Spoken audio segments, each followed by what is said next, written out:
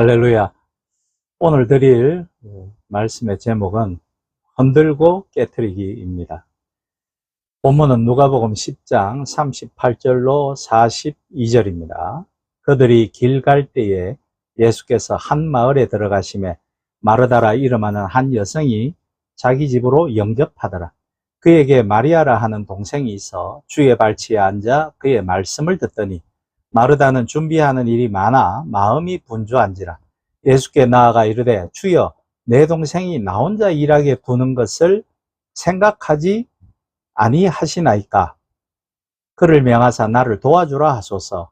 주께서 대답하여 이르시되 마르다야 마르다야 내가 많은 일을 염려하고 근심하나 몇 가지만 하든지 혹은 한 가지만이라도 족하니라. 마리아는 이 좋은 편을 택하였으니 빼앗기지 아니하리라 하시니라. 아멘. 오늘 본문을 두고 우리 한국 교회의 강단에서는 대개 마르다는 육의 일에 전념하는 사람의 대표로 그의 자매 마리아는 영의 것을 쫓는 신자의 대표로 설교를 하곤 합니다. 아니, 저도 지금까지는 그렇게만 들어왔습니다. 그러나 이러한 해석은 1차원적인 해석이며 주님을 초청하고 그 많은 주님을 따르는 무리들을 위해 수고를 마다않는 마르다에 대한 어떻게 보면 폄훼이고 모욕이기도 합니다.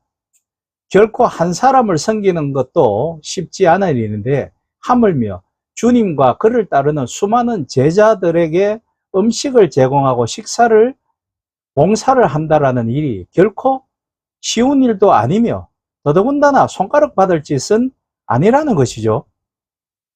예수 그리스도께서 우리에게 주신 말씀들은 그 듣는 사람의 처지, 상황 등에 비추어 그 말씀은 즉시 아는 바도 되었다가 아니면 한층 더 묵상하고 연구하여야만 감추어진 또 다른 깊은 뜻을 찾을 수 있는 변화무상한 것이기도 합니다. 그러므로 히브리서 4장 12절의 말씀, 하나님의 말씀은 살았고 운동력이 있어 좌우의 날선 어떤 검보다도 예리하여 홍과 영과 및 관절과 골수를 찔러 쪼개기까지 하며 또 마음의 생각과 뜻을 감찰한다라는 말씀은 진리인 것이죠. 또 이는 마치 마태복음 13장 44절에서 말씀하시는 천국은 마치 밭에 감추인 보화와 같으니를 우리에게 일깨워주는 말씀이기도 합니다. 또 같은 장 45절에는 또 천국은 마치 좋은 진주를 구하는 장사와 같으니 라고 되어 있으니 진주와 보화와 같은 천국의 말씀을 구하기 위해 성경을 읽고 묵상하고 연구하여야 함을 말씀하고 있는 것입니다. 다시 말씀드리면 제발 좀 1차원적으로 얕게 성경을 이해하고 성도들에게 가르치는 그런 우를 범하지 말자라는 것이죠. 제가 다른 설교에서도 말씀드린 것처럼 렉시오 디비나를 실행해야 한다는 것입니다. 즉 한층 더 나아간 한 단계 더 높아진 말씀 읽기를 신앙생활 중에 실천하여야 하는 것입니다. 목회자는 더 말할 것도 없고요. 더 깊고 깊은 말씀 연구가 있어야겠죠. 결론적으로 오늘 말씀은 마르다와 마리아의 이야기에 대한 그동안의 성경 해석으로는 세상 일과 영적인 일로 분리하고 두 여성 사이의 갈등과 대립 관계로 설정되어 왔다면 오늘의 마르다와 마리아는 모두 공간과 지위와 전통의 안과 박을 나누고 있는 그 장벽을 허물고 유대의 전통과 불합리하고 불평등한 사회구조를 변혁하는 선구자로 서 있다는 사실을 우리는 알아야 합니다. 예수님은 그만큼 파격적으로 우리에게 오셨고 우리에게 그런 파격적인 흔들고 깨트리는 말씀을 주신 것입니다. 그걸 깨달아야 한다는 것입니다. 예수님은 우리에게 기존의 질서를 무너뜨리고 천국의 질서를 말씀하고 계십니다. 엄격한 율법주의자들인 바리새파와 기존의 귀족들과 예루살렘에서 막강한 세력을 과시하는 고위 제사장들 그리고 부유한 재상가들인 사두개인들은 매우 실리적인 사람들로서 자신들의 현재 상태를 계속 유지하기 위해서는 어떤 부류의 통치자이건 상관없이 타협하였으며, 그래서 그들은 그레코로망, 그리스, 로마 문화를 숭상하였고 로마 정권과도 기꺼이 결탁하고 지냈던 것입니다. 자신들의 기득 세력을 유지하기 위해서요. 그리고 율법 선생인 랍비 등, 그래서 그들 유대의 권력자, 전통의 수호자들, 리더들, 보수들에겐 세상을 뒤집어 엎고 천국의 질서를 전파하시는 예수님은 혁명가요, 이단가요, 그들에게 있어서 대적자였습니다. 본문에서 주님은 마르다와 마리아 내러티브를 통해 유대 사회에서 가장 낮은 지위의 위치에 있는 여성들을 새롭게 펼쳐지는 하나님 나라의 질서의 전면에 내세우십니다. 물론 사람 취급받지 못한 어린 아이들에게도 그 기회를 주시는 것은 물론이었죠. 그 말씀은 다음 설교에서 말씀을 드리기로 하죠. 따라서 마르다와 마리아 둘 다 당시의 편만에 있던 지위의 분리를 깨뜨리고 차별의 담을 넘어선 인물로 성경에서 제시되고 있는 것입니다. 1세기 그리스 로마, 즉 헬레니즘 사회, 그리고 유대 사회는 가부장적인 남성 어른 중심의 사회로 여성들에게는 집안의 일을 제외하곤 모든 것이 접근 금지라는 딱지가 붙어 있었습니다.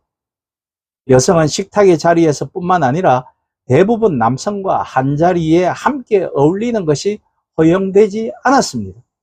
남성과 어떤 접촉도 금지되었고, 현대 이스라엘의 전통 유대교를 신봉하는 사람들은 남자 둘이 있으면 여성이 그 사이를 지나가지 못합니다. 21세기인 지금에도 말씀이죠. 유대 역사가 요세푸스에 따르면 1세기의 어떤 유대인들은 하나님께서 자신을 여성으로 만들지 않은 것에 대하여 깊은 감사를 드렸다고 하는 것을 기록하였을 정도로 극단적인 남성 중심의 사회였습니다. 또 1세기에는 여성들에 대하여 구약 성경 시대보다 더 열등한 존재로 보는 시각이 뚜렷했습니다. 여성들은 게으르고 어리석으며 허영심이 강하고 이단과 우상 숭배에 쉽게 빠지는 불성실하고 가르치기 힘든 존재로 묘사되는 경우가 많았습니다.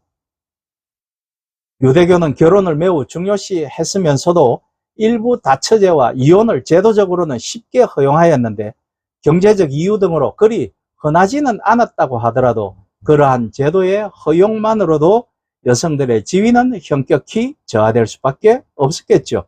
그래서 여성의 영역은 전적으로 집안일에 국한되어 그 영역 안에서만은 여성은 아내로서 또는 어머니로서만 존경받을 수 있었습니다.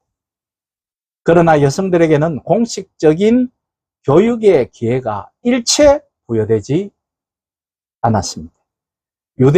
유대의 말씀 학교인 예시바에는 소년들만이 들어갈 수 있었고 부유한 가정에서나 여성 아이들에게 가정교사를 두어 읽는 법과 쓰는 법 정도만 가르쳤을 정도였습니다. 일반적으로 여성들은 가사일을 충실히 하는 것이 그 사회의 미덕이었습니다. 그리고 남자들이 여인들을 자유롭게 대면하는 것도 금지되었죠. 남녀 간의 사적인 대화는 드문 일이었기 때문에 요한복음 4장에 나오는 예수님께서 사마리아 우물가에서 수가성의 여인과 대화하는 모습에 제자들이 깜짝 놀라는 것이 무리가 아니었던 것입니다. 이와 같은 1세기의 사회상과 전통의 정면으로 도전장을 내민 분이 바로 예수 그리스도였습니다. 예수님께서는 유대 사회에서 분리해 놓은 전통과 신분의 질서를 무너뜨려 유대적 사상을 고발하고 있습니다. 유대인들이 접촉해서는 안 된다고 분리해 놓은 사람들, 곧 죄인들, 이방인들, 여성들, 아이들, 그리고 병들고 귀신 들린 자들과 한 공간에 머물며 그들과 먹고 마셨고 그들과 교제하셨음을 우리는 매우 주의 깊게 보아야 합니다. 즉 예수님은 당시 근동의 사회문화에서 자행되었던 공간의 분리, 차별의 벽을 무너뜨리고 여성도 남성의 공간 안으로 들어오게 하는 평등을 가르치셨는데 누가복음 마르다와 마리아의 이야기는 바로 이것을 보여주는 것입니다. 마르다는 예수님과 그의 제자들이 자신의 마을에 오시자 자기 집에 예수님과 제자들을 초대합니다. 이것은 이미 마르다가 예수님이 어떤 분이신지에 대한 이해가 있었고 그분을 위한 헌신과 대접하기를 원하는 신실한 신앙을 이미 가지고 있다고 보아야 하는 것이죠. 그리고 그 모든 마르다의 상황을 이미 알고 계시는 예수님은 그 초대에 흔쾌히 응하셨습니다. 사실은 아까 말씀드린 것에 비추어 볼 때 한 여인이 한 남자에게 식사를 초대한다는 것 자체가 금기를 위반하는 것이었습니다. 우리가 주의 깊게 살펴보아야 할 상황이 바로 이 부분입니다. 이런 상황은 당시 사회문화적 관점과 통념으로 볼 때 있을 수 없는 일이었던 것이죠. 고대 근동의 유대 사회에 있어 여성이 외부 남성을 자신의 집으로 초대해 한 공간에 머무는 것은 있을 수 없는 일이었습니다. 율법적으로는 이것은 통간의 죄에 해당되죠. 더군다나 자신의 오빠이자 그 가정의 가장으로 보이는 나자로가 버젓이 있었음에도 불구하고 그의 동의나 허락을 구하지 않고 한두 명도 아닌 외간 남성과 그를 따르는 많은 무리들을 집으로 식사 초대를 했다는 것은 보통 놀라운 일이 아닌 것입니다. 첫 번째로 이것은 유대 사회의 근간을 완전히 뒤집는 것이었죠. 지난 설교에서도 말씀드렸다시피 하나님의 나라는 세상을 뒤집고 임하는 것입니다. 그 뒤집음의 주체는 바로 예수 그리스도이시죠. 흔들고 깨트리고 뒤집고 천국을 우리에게 보여주시는 것입니다. 마르다의 그런 행동은 그 일이 허용되지 않는 사회제도에 대한 도전이죠. 금기를 깨트리는 일이었기 때문이죠. 예수님 또한 여성의 초대에 응함으로써 여성과 남성의 공간과 지위를 깨트리고 여성이라고 표현되는 약자의 공간에 들어서신 것입니다. 예수님과 마르다는 유대인들이 그어놓은 경계선을 허물어뜨린 것입니다. 두 번째 경이로운 점은 마리아가 예수님 곁에서 말씀을 듣는 것도 당시 1세기 유대 사회에 비춰본다면 이는 아주 위험한 행동이었습니다. 그리고 허용되지 않는 부적절한 행동이었죠. 불과 한 세기 전, 아니 불과 몇십 년 전만 하더라도 한국 교회의 예배 풍경을 아신다면 이것은 경천동지할 광경이 아닐 수 없습니다. 그 당시에도 남성과, 제가 어렸을 때만 해도 남성과 여성은 따로 앉아서 예배를 드렸죠. 남성과 여성의 공간은 철저히 분리되었고 지금까지도 교회에서 그 전통이 남아있어서 남성과 여성의 지위의 차이는 엄연히 존재하고 있습니다. 여성들이 교회의 모든 일에 제대로, 특히 재정적인 일에 아주 중요한 결정에 참여하지 못하고 있잖아요. 그런 1세기 유대 사회에서 관연한 처녀가 낯선 외부의 남성인 예수님과 한자리에 함께 있을 수는 없는 일이었습니다. 예수의 제자들도 모두 남성이었습니다. 여성의 공간과 남성의 공간이 엄격히 분리되어 있는 사회에서 마리아의 행동은 있을 수 없는 일이었습니다. 그것도 예수님 가까이 발치에 앉았다라는 거죠. 특히 마리아의 말씀 배우는 행동도 1세기 유대 사회에서는 전혀 가능하지 않는 것이었습니다.